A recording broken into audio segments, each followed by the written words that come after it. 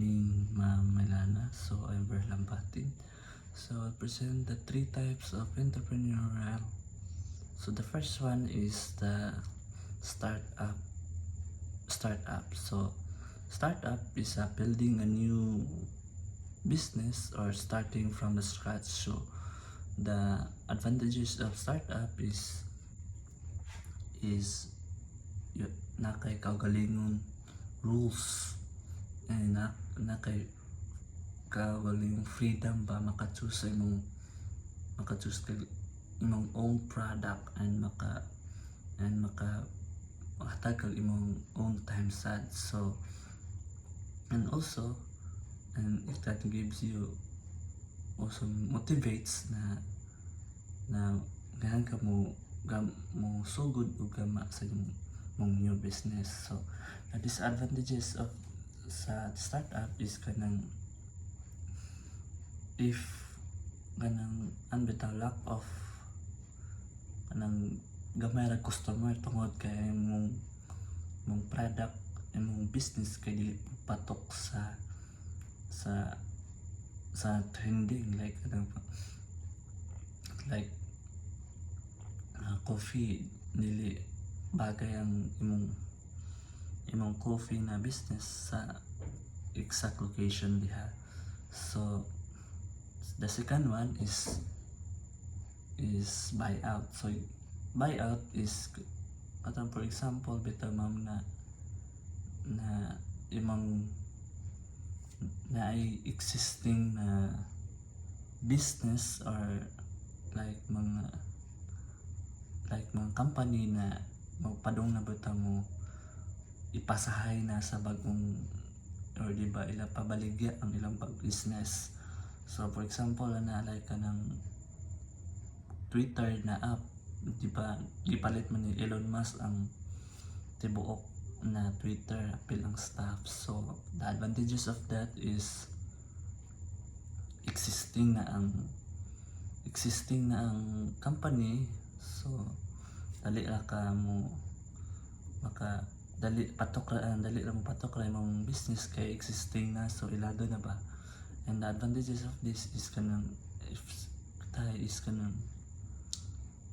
sa yung imong business is like have another business na nasira ilang images, so maamo nga so mahog na mapangit og ang imong business sad. And also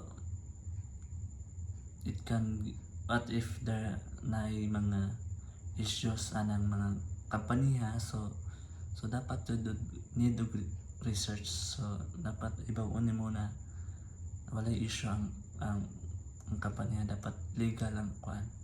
So the third one is franchising. So franchising is about you are the franchising of one of the owner na mo ay ang franchisor. So it about ang kung mag-franchising is advantages of franchising is dali lang siya, kay hanoy na ang dagan ba, kay nanay brand ilalo na ang company na patok ra siya dayon na dali ra pud pa.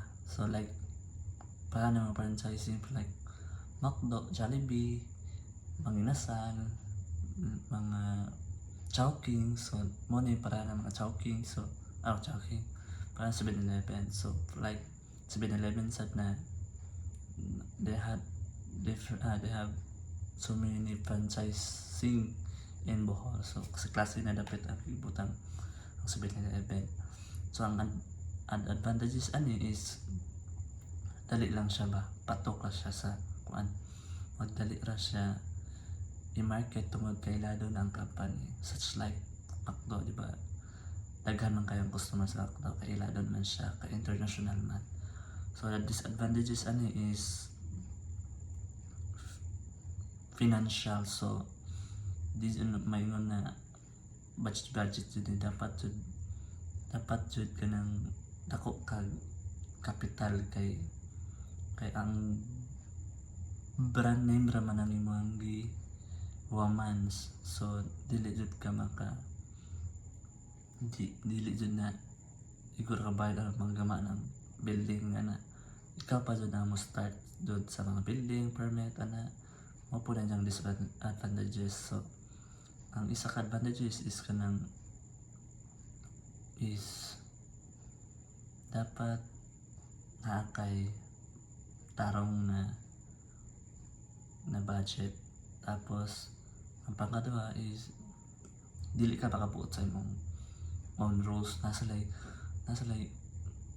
company rules dapat sundon nimo, di ka makabuot na magama ko na kayong product.